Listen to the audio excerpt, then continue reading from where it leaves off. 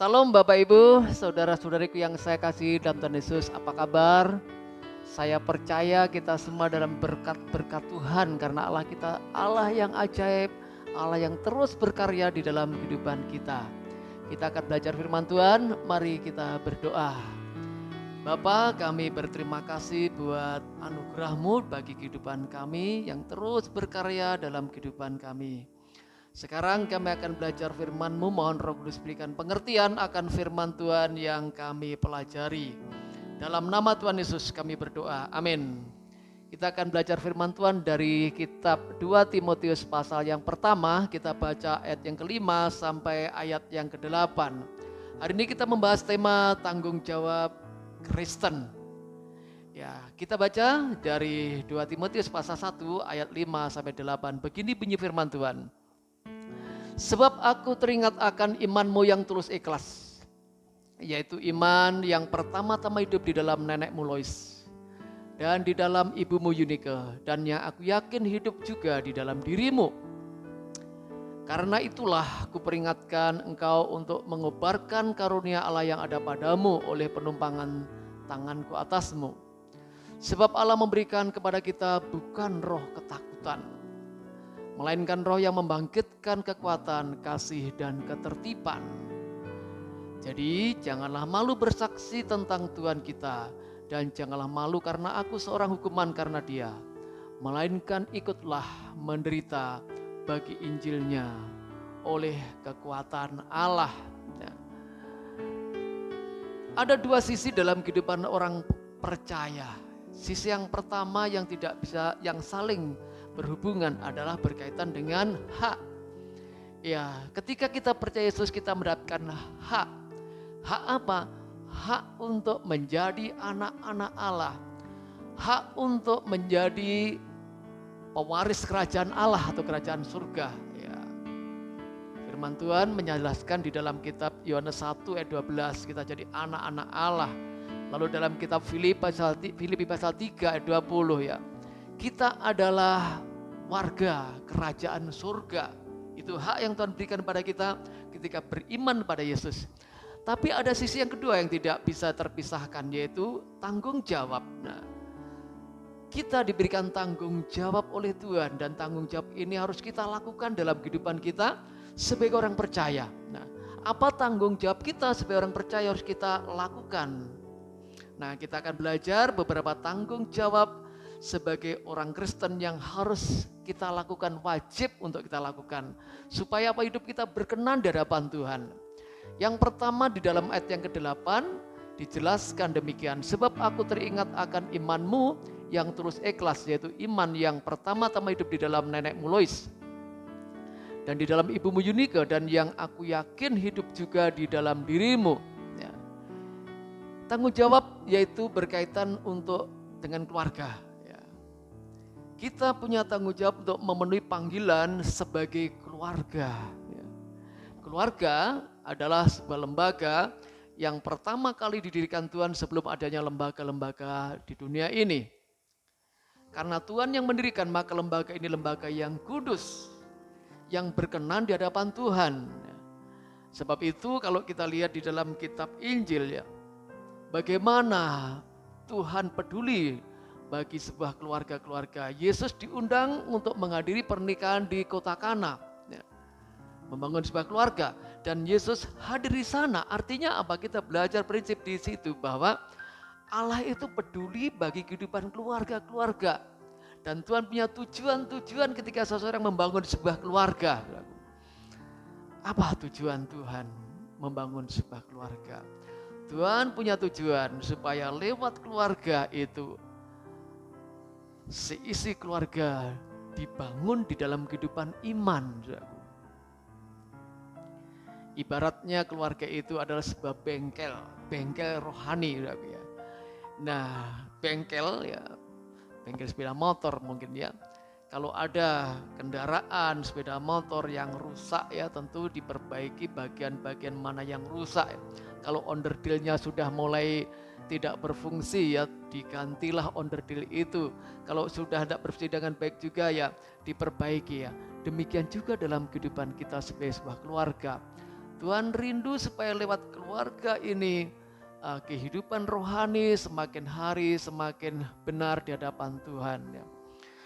Dan itu transfer kepada yang lain ya. Nah, dalam naskah kita baca ini ada seorang yang bernama Timotius. Timotius hidupnya jadi berkat bagi banyak orang. Dia rekan sekerja bagi Paulus, bahkan anak rohani Paulus. Nah, dari mana Timotius kehidupannya benar, jadi berkat bagi banyak orang?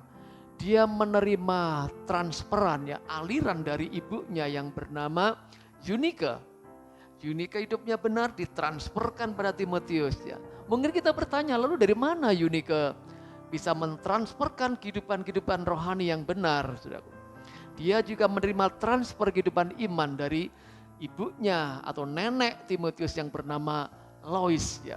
Lois hidupnya mencintai Tuhan dan itu ditransferkan kepada anaknya.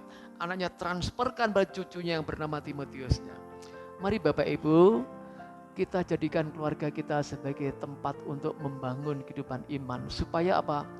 Itu transfer bagi komunitas-komunitas yang lain ya. Ketika keluarga sehat, ya, keluarga kuat dalam iman, itu gereja Tuhan akan juga sehat dan kuat dalam iman gerejanya itu. Ketika gereja kuat dalam iman, maka masyarakat juga akan kuat di dalam iman, hidup dalam kebenaran.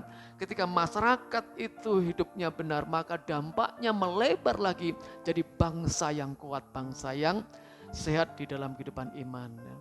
Itu yang pertama. Kita punya tanggung jawab dari Tuhan supaya kita memenuhi panggilan sebagai sebuah keluarga, tempat untuk membangun kehidupan iman. Yang kedua, ayat yang ke-6 dijelaskan demikian, karena itulah kuperingatkan engkau untuk mengobarkan karunia Allah yang ada padamu oleh penumpangan tanganku atasmu. Yang kedua adalah memaksimalkan karunia yang Tuhan berikan kepada kita. Apa itu karunia? Karunia adalah ya kemampuan, keterampilan yang Tuhan berikan dalam kehidupan kita. Ya, tujuannya apa? Supaya memberi manfaat bagi pihak lain ya. Dan Tuhan memberikan kepada kita karunia atau talenta itu secara gratis, cuma-cuma Bapak Ibu. Nah, apa tujuan Tuhan ketika Dia memberikan karunia-karunia itu ya? Tujuannya bagi pekerjaan Tuhan, supaya pekerjaan Tuhan semakin ditumbuh kembangkan. Gereja Tuhan diberi Tuhan anggota jemaat berbagai macam karunia itu aja. Tujuannya apa? Gereja Tuhan, pekerjaan Tuhan semakin ditumbuh kembangkan. Karunia bermusik mungkin, karunia administrasi, karunia memimpin, karunia untuk mengajar. Tuhan berikan pada gerejanya, tujuannya apa? Supaya pekerjaannya dibangun, saudaraku. Berikutnya, bukan saja buat pekerjaan Tuhan, tapi juga buat orang lain. Ketika kita memaksimalkan karunia yang Tuhan berikan kepada kita, maka orang lain pun juga akan diberkati, dibangun. Dan berikutnya bukan saja kepada orang lain, tapi juga diri kita sendiri. Semakin kita memaksimalkan karunia, semakin kita menggunakan talenta kita, maka kita semakin juga akan semakin dipertajam, kita juga akan semakin terampil, dan itu juga kita akan semakin memberi dampak yang besar bagi orang lain ya. Tuhan menghendaki supaya kita bertanggung jawab atas talenta atau karunia ya. Dalam kitab Injil dijelaskan bagaimana Yesus mengajarkan tentang tanggung jawab itu ya. Dia menggambarkan perumpamaan, ada seorang bos ya atau seorang kaya yang sedang bepergian. Ketika dia bepergian, dia percayakan kepada ya pembantu-pembantunya talenta atau harta ya. Ada yang diberikan 5 talenta, ada yang diberikan 2, ada yang diberikan 1 ya. Nah, ketika bos pulang dari bepergian ya, yang diberikan 5 dia katakan, Tuhan, ini talenta yang Tuhan berikan sudah saya kembangkan, saya jadi 10, yang 5 jadi 10. Yang 2 juga datang kepada tuannya, Tuhan berikan kepada saya talenta 2. Sekarang saya kembangkan jadilah 4, ya melipat ganda. Yang 1 ya, dia berkata, aduh Tuhan, nah saya merasa ini Tuhan ini orang yang tidak benar, yang jahat, ya malah nuduh tuannya seperti itu. Maka ketika Tuhan berikan talenta pada saya simpan dan ini 1 saja ya dikembalikan ya. dulu diberi 1, kembali 1 ya. Apa kata tuannya atau pada bosnya? Kepada yang 5 dan yang diberikan 2 dipuji, tapi kepada yang 1 dia berkata, kau hambaku yang jahat, kau hambaku yang malas ya. Kita belajar apa dari perumpamaan ini?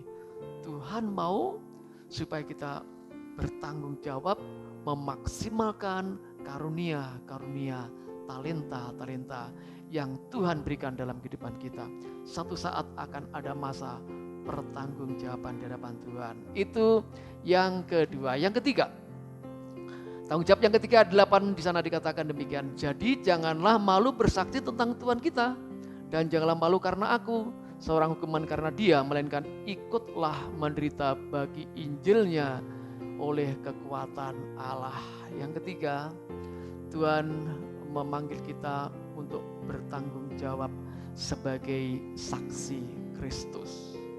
Saksi artinya apa yang kita lihat, kita alami, kita bagikan, kita ceritakan pada orang lain.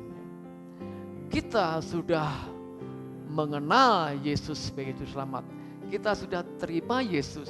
Kita sudah mendapatkan jaminan keselamatan di dalam Yesus. Kita punya tanggung jawab untuk kita membagikan, menyaksikan Yesus yang Tuhan, yang Juru Selamat itu kepada orang lain. Supaya apa? Orang lain juga diselamatkan ya. Jadi itu adalah hak istimewa. Tuhan jadikan kita saksi, hak istimewa yang Tuhan berikan buat kita. Tidak perlu kita malu ya. Dijelaskan dalam ayat 8, jangan malu bersaksi ya. Ketika kita bersaksi tentang Yesus, orang menolak kita, sebetulnya dia sedang menolak Yesus, menolak berkat Tuhan. Sebab itu mari kita setia, bertanggung jawab menjadi saksi Kristus. Jadi kita belajar ada 3 tanggung jawab supaya orang percaya harus kita lakukan dalam hidup ini. Panggilan sebagai keluarga, jadikan keluarga kita transfer kebenaran lewat keluarga kita. Yang kedua, mari kita menjadi orang-orang yang memaksimalkan talenta. Dan yang ketiga, jadilah saksi-saksi bagi Kristus. Bawa orang kepada Tuhan lewat kehidupan kita. Kiranya Tuhan berkati kita. Amin. Mari kita berdoa. Bapa, terima kasih buat firman-Mu. Jadikan kami orang yang melakukan tanggung jawab yang Tuhan percayakan kepada kami. Karena Tuhan sudah berikan hak-hak istimewa kepada kami. Terima kasih. Kami bersyukur buat firman Tuhan. Berkati setiap pendengar pemberitaan firman Tuhan pada hari ini. Di dalam nama Tuhan Yesus kami bersyukur dan berdoa. Amin. Salam, Tuhan memberkati kita.